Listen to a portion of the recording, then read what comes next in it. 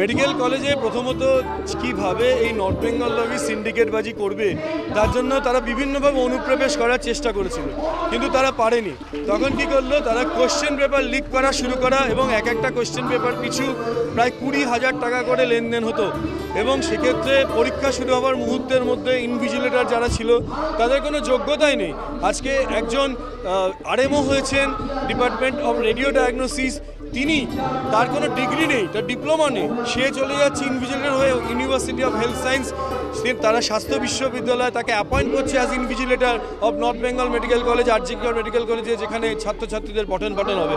এবং প্রত্যেকটা মেডিকেল কলেজে যারা প্রিন্সিপাল রয়েছেন, যারা এমএসসিপি রয়েছেন, যারা ডিন রয়েছেন, তাদেরকে থ্রেটেনিং করে করা হয় বারবার করে। কেউ কেউ তাদের কিছু করার নেই, তাদেরও তো জীবন আছে, এবং তারা তখন এই চাপের কাছে নতি স্বীকার করেছেন।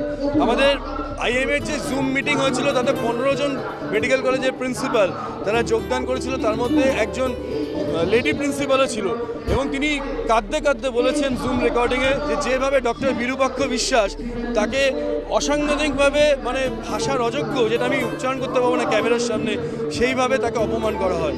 এবং বর্তমানে যিনি স্বাস্থ্য শিক্ষা অধিকর্তা রয়েছে তিনি এই সিন্ডিকেটের সাথে সম্পূর্ণভাবে যুক্ত। এবং তার যে মনোনয়ন হয়েছিল, প্রথমে একটা প্যানেল হয়, সেই প্যানেলটাকে কোনো কারণ ছাড়াই সম্পূর্ণরূপে ধামাচাপা দিয়ে তারপরে হঠাৎ করে তাকে সব সিনিয়রিটি না মেনে যেভাবে স্বাস্থ্য ভবনের মাথায় রাখা হয়, এবং তার মাধ্যমে যে সিন্ডিকেট রাজের সময় সেই বর্ধমান মেডিকেল কলেজে প্রশ্রয় দিয়েছিল, আমরা তারও অপসারণ চাই।